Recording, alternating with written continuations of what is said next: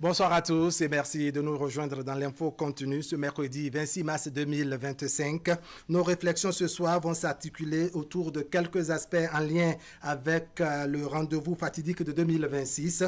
Les regards sont bien sûr tournés vers les consultations électorales de l'année prochaine. C'est une première dans l'histoire du pays avec des défis et les enjeux pour la classe politique et l'ensemble des institutions en charge de l'organisation de ces élections générales. Le peuple pour l'instant retient son souffle en attendant de voir les choses mieux se dessiner. Dans l'info continue ce soir, on fait un focus sur quelques éléments clés de ce qui nous attend en 2026. En plateau, nous sommes avec le président Nasserou. Président, bonsoir. Bonsoir Wahab, bonsoir aux téléspectateurs de Canal 3. Allez, vous êtes le directeur de la radio Campanile Cité. Merci de vous être montré disponible. En face de vous, nous avons Delphin Gangana. Delphin Gangana, bonsoir. Bonsoir Ligue Para, bonsoir à tout le peuple béninois. Allez, vous êtes analyste politique, c'est à vous que je vais adresser la toute première question.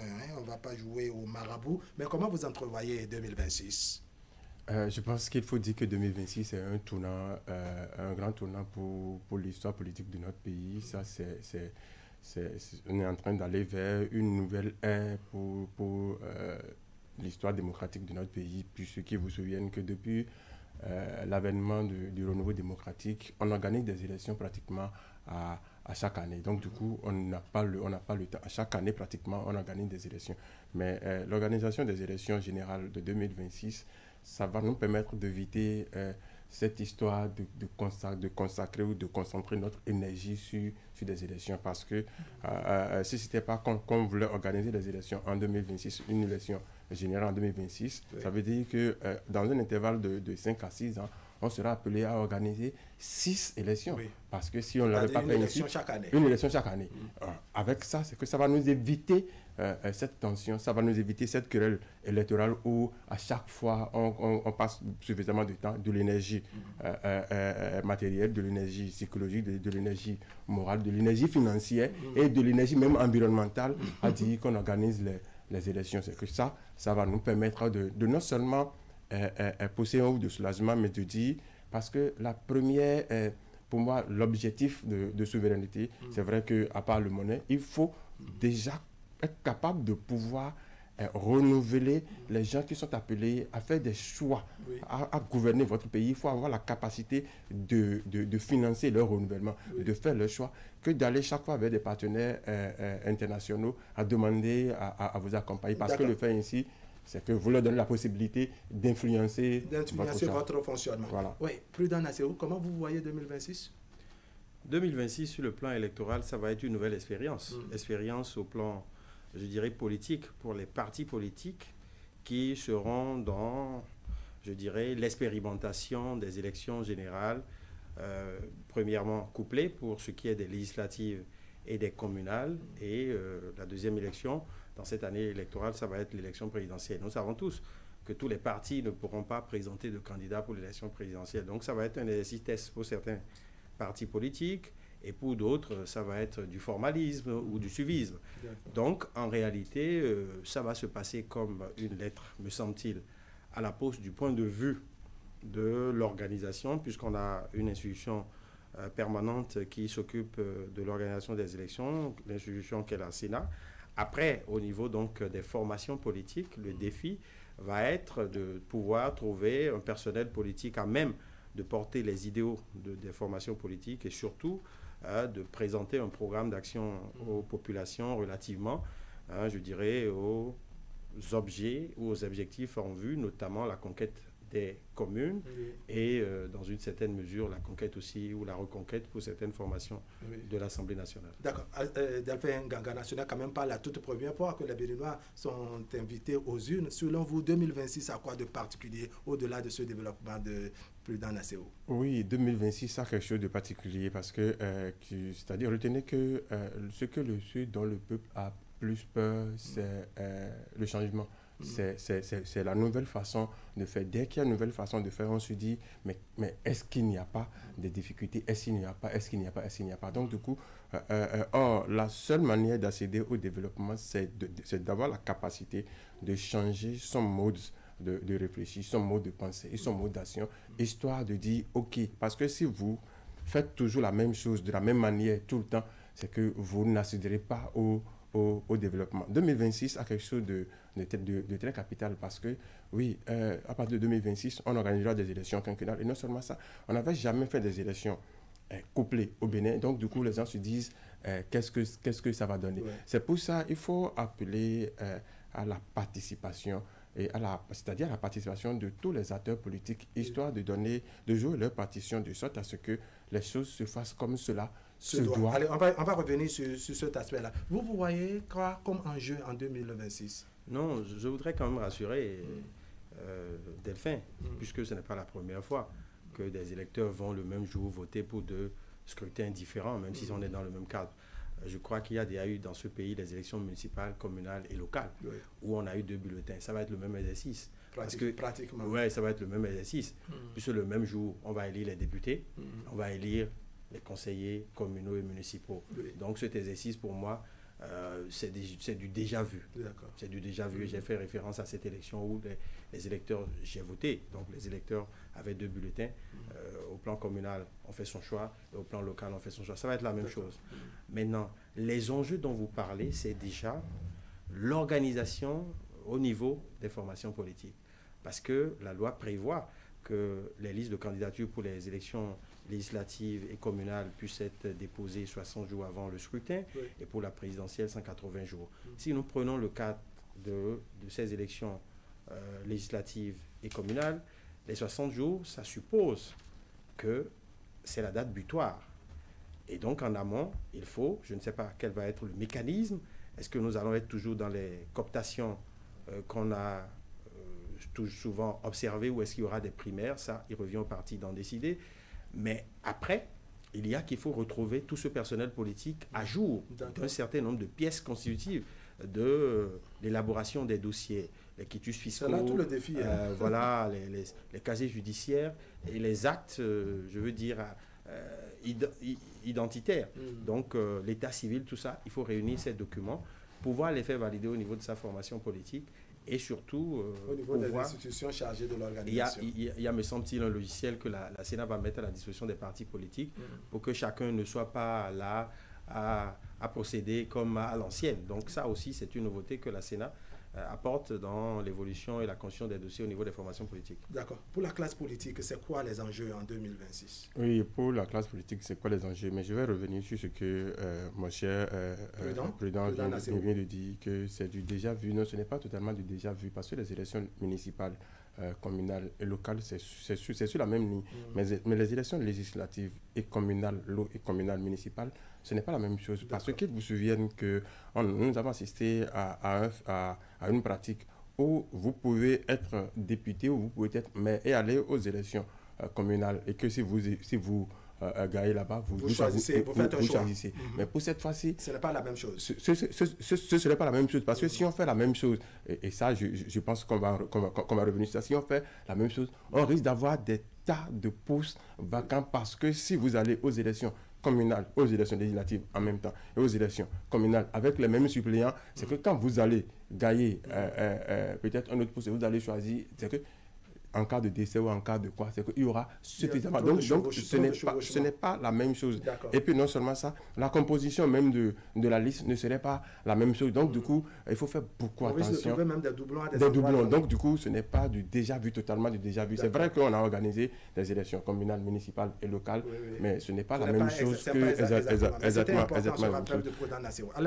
Mais les enjeux, comme il a commencé par dire, et comme nous sommes en train de le dire ici, c'est qu'il faut organiser une élection apaisée, une élection où tout le monde arrive vraiment à s'entendre sur le minimum, une élection totalement, je ne sais pas, il y a peut-être que la perfection n'est pas de ce monde, on ne peut pas dire totalement transparente, mais qu'on tend vraiment vers la transparence. Et l'autre chose, c'est qu'il faut que désormais la participation soit vraiment corrigée, histoire de donner une légitimité à ceux qui sont appelés à nous gérer. Vous faites référence au taux de participation, au taux de participation, parce que oui, quand vous organisez une élection et qu'à chaque fois vous avez un taux d'abstention, excusez-moi, un taux d'abstention de près de 50%, ça ne fait pas intéressant parce que c'est comme si une partie de votre population boude ce que vous faites. Donc, mais il faut qu'on... Mais le résultat final s'impose à eux. Oui, s'impose à eux. Mais pour un dirigeant, ce serait bien quand même d'avoir une légitimité de pouvoir être sûr que,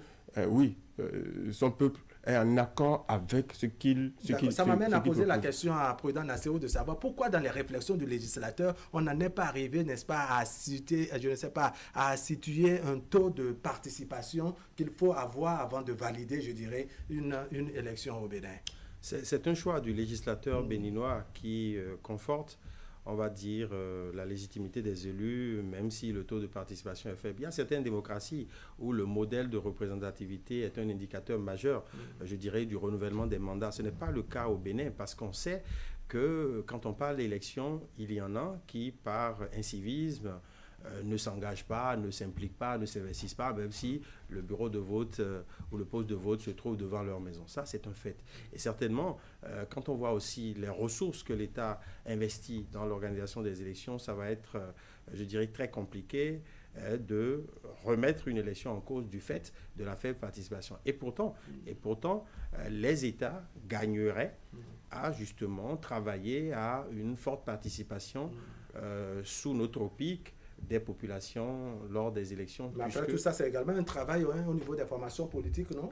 Pas que. Parce que, comme je disais, la participation aux élections participe, je dirais, d'un certain nombre d'indicateurs. La stabilité politique, un climat de paix. Il a commencé par le dire.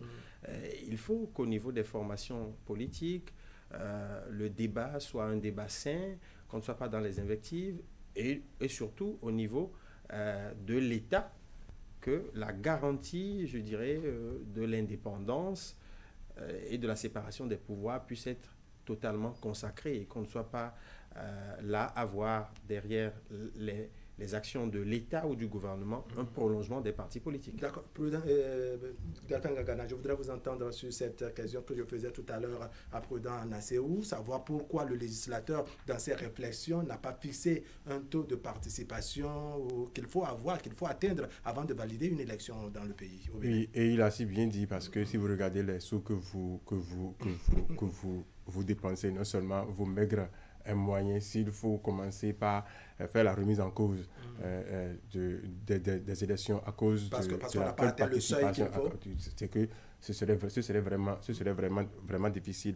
Mais le taux de participation, c'est que, comme il a dit, ce n'est pas que de la faute des partis politiques, mais c'est d'abord de la faute des partis politiques, parce qu'il faut désormais donner un goût, c'est-à-dire il faut intéresser la population. Quand je dis intéresser, ce n'est pas de donner de l'argent. Oui. Il faut que désormais les choses soient digestes, parce que normalement, un parti politique devrait être un creuset de promotion de l'excellence. Il faut dans certains pays, c'est peut-être le parti politique qui va chercher l'excellence quelque part, parce que dans les partis politiques, on doit pouvoir savoir, oui, telle personne a la capacité de faire. Il y a même des pays où déjà dans le parti politique, on sait que quand le parti gagne les élections, c'est telle personne qui peut être tel ministre, parce qu'on l'a vu faire. On l'a vu batailler, comme on dit. Batailler. Donc, du coup, ce sont les partis politiques qui devraient déjà commencer par le faire. Mais l'autre chose est qu'il faut intéresser vraiment la population à la chose politique. Et non seulement ça, s'adapter aux réalités de la population. C'est vrai que nous sommes suffisamment dans la génération tête baissée et que les androïdes se trouvent être à la portée de tout le monde. Il y a des gens qui sont animés par une paresse, il y a des gens qui boudent, il y a des gens qui se disent qu'ils n'ont pas. Mais il faut commencer par donner ce temps petit, n'est-ce pas, aux populations. Voilà, mais pourquoi ne pas penser désormais à voter par voie électronique? Oui, c'est vrai qu'on va dire ça, oui, mais si nous n'osons jamais, on n'ira nulle part. Il faut d'abord essayer. Il faut essayer. D'accord. Alors, Prudent Nassero, il y a Delphin Gagana qui avait déjà commencé par l'évoquer en termes de défis au niveau des formations politiques, cette question, je dirais, ce casse-tête pour les partis politiques en termes de choix de candidats pour les législatives, pour les communales, en même temps pour la présidentielle qui va suivre. Ça constitue beaucoup de choses en même temps, non, pour les partis politiques. Oui, pour les partis politiques et peut-être aussi un désintérêt pour les populations. Parce qu'aujourd'hui, au niveau du personnel politique, on a beaucoup à dire sur la qualité des gens qui nous représentent ou qui nous dirigent. Prenez nos communes. On a beaucoup de parvenus aujourd'hui qui se retrouvent dans les conseils communaux, à la tête de beaucoup de mairies, beaucoup de parvenus, et je le dis avec regret. Beaucoup de jeunes en qui on a placé quand même un espoir, qui ont déçu du fait de leur inaction, du fait d'un certain nombre de choses, de leur impréparation même à assumer ces fonctions. Donc aujourd'hui, le défi au niveau des formations politiques, c'est la qualité du personnel politique à positionner.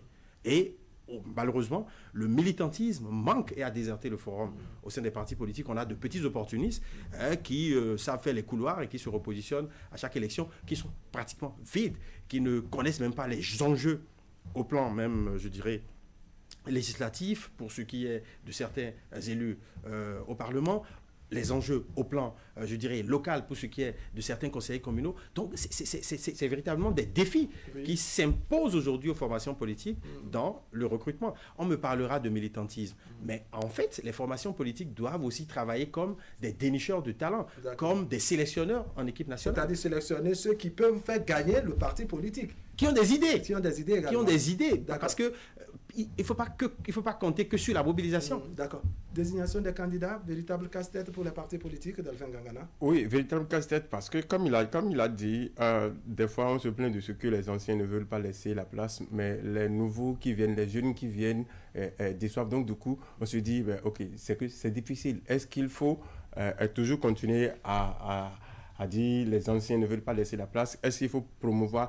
C'est pour ça je dis, oui, la formation au militantisme, la formation, c'est-à-dire, il faut que les partis politiques cessent juste d'être des clubs électoraux ou des gens des gens qui sont à la recherche d'une opportunité, mais que la formation à la citoyenneté, la formation au militantisme, soit vraiment des choses réelles, que désormais qu'on sache qu'un parti politique est une école. Et quand on dit que vous êtes membre d'un parti politique, on se dit vous avez quand même quelque chose de bon à vendre. L'autre défi aussi, c'est qu'il faut que les gens cessent de se plaire à se faire peur. D'accord. C'est-à-dire, il ne faut pas que des gens se trouvent être juste dans une position de ce que il faut toujours crier, il faut toujours dire que c'est l'autre qui, c'est que éviter l'intoxication, éviter de tourner ou bien de tordre le cou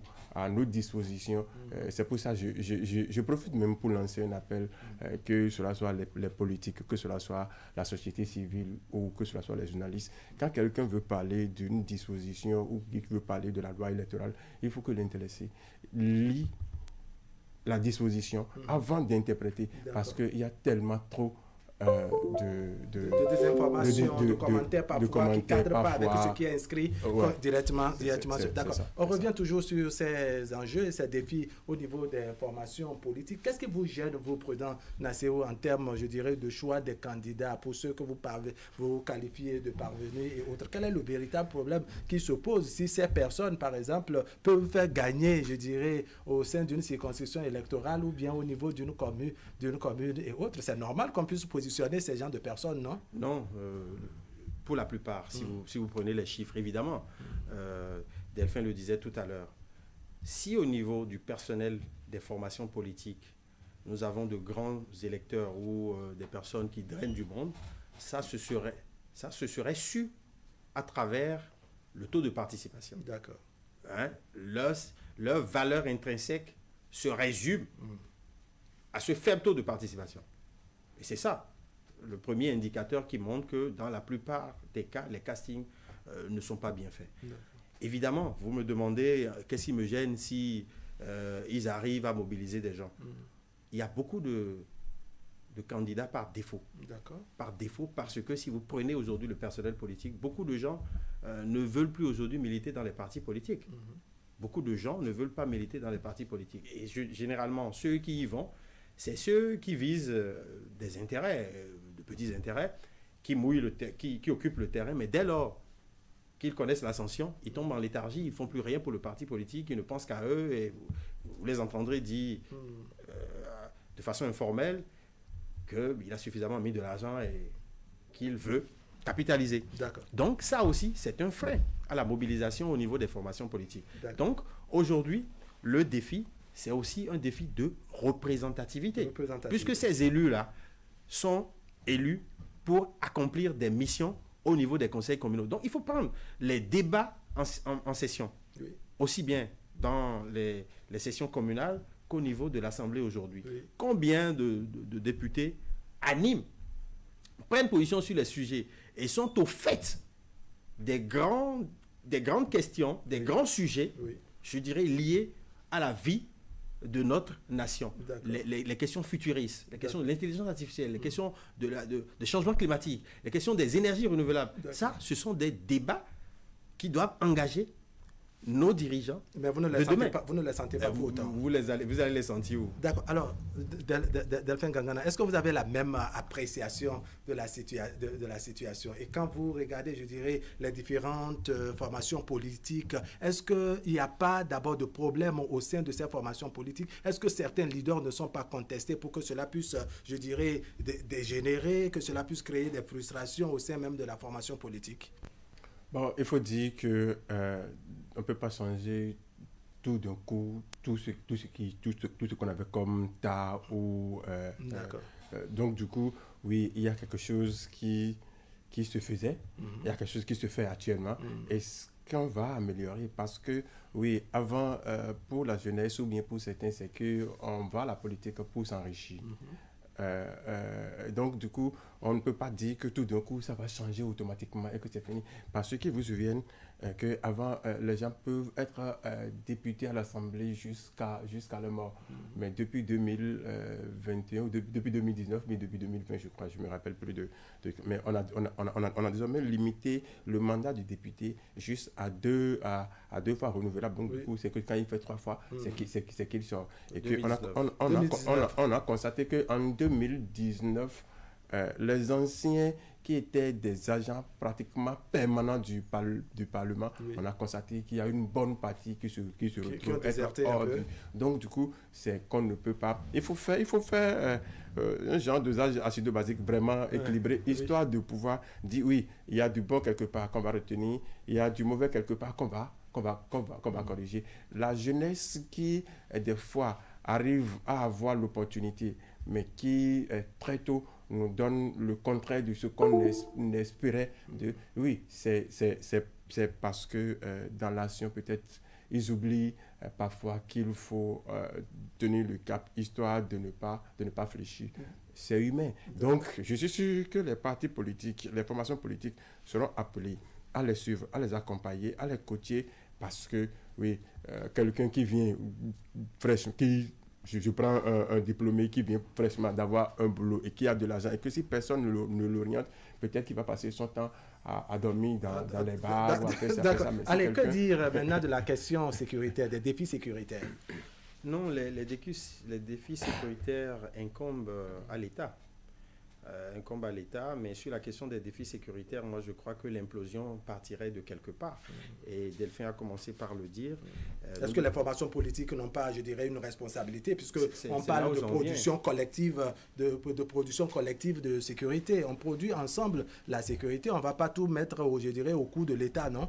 Oui, j'en venais tout à l'heure, parce que, évidemment, le rôle des partis politiques, ça va être d'assurer un climat, je dirais, de confrontation totalement des partis, de toute intrigue, des aspirations de violence et autres.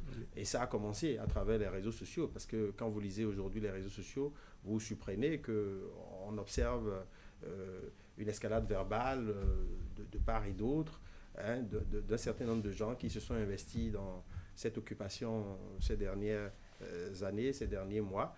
Et ça aussi, ce sont des choses à éviter. Donc, sur le champ politique, lors des campagnes électorales, il faut éviter les violences, et les attaques personnelles, les violences verbales, tout ça.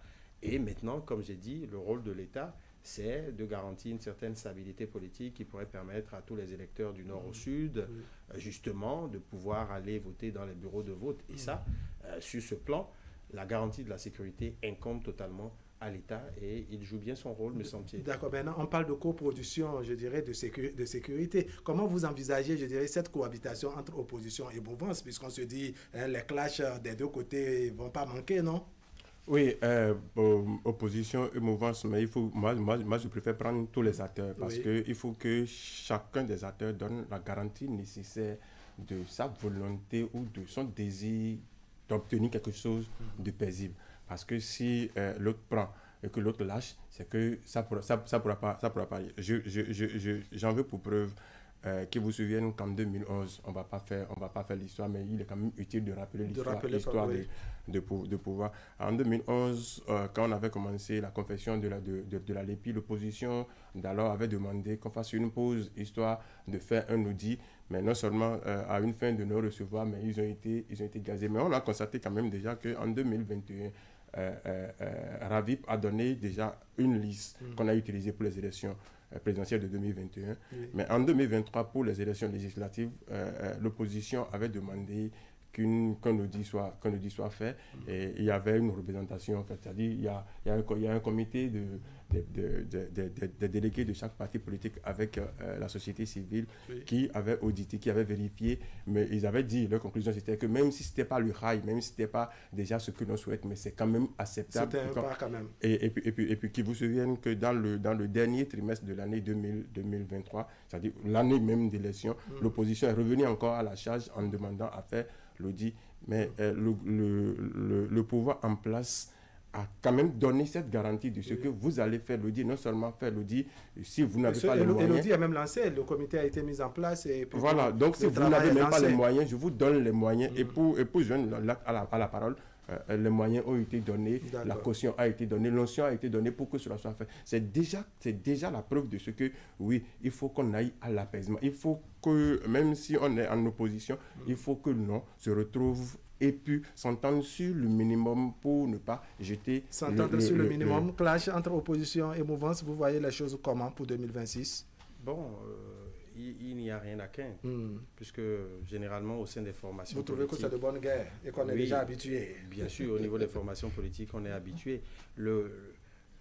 L'élément sur lequel, ou les éléments sur lesquels les formations politiques ou les partis politiques devront travailler, c'est déjà de mobiliser leurs sympathisants, leurs militants à aller justement consulter la liste électorale dès qu'elle sera affichée et à faire les diligences nécessaires en lien avec les bureaux de vote où ils vont voter, parce que dernièrement, il y a assez de bouleversement du fait que beaucoup de gens n'ont pas pu retrouver à temps leur bureau de vote, si ce n'est tardivement.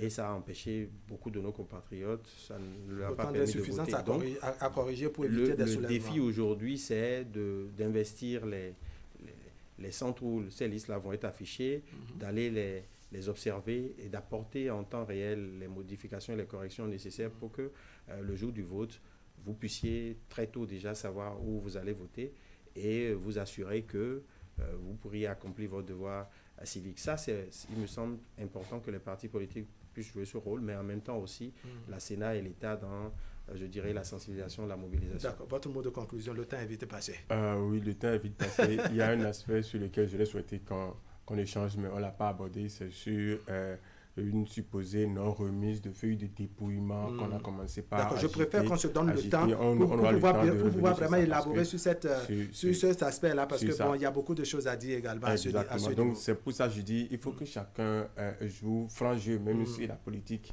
ce n'est pas une question de sentimentalisme ou d'honnêteté totale, mais il faut qu'on fasse quand même l'effort de dire, nous sommes fils d'un même peuple et que si ça capote, c'est que... on est tous responsables. Président Nassero, merci beaucoup. Merci. D'accord. Je vous ai arraché la parole comme ça, la dictature du temps. Merci beaucoup à vous, Président Nassero, directeur de la radio Campanile Cité, analyste politique Delphin Gagana. Merci également pour votre disponibilité. Vous avez le remerciement de toute l'équipe. Francis Kokou, Lionel Nofodji, l'assistance de circonstance, Elvira Agbeponou. Merci à tous ce beau monde. Mesdames et messieurs, ce serait tout pour aujourd'hui. Merci de nous avoir suivis. L'information continue continue sur Canal 3 Bénin. On se donne rendez-vous demain à 20h pour partager avec vous le reste de l'actualité. Allez, portez-vous bien.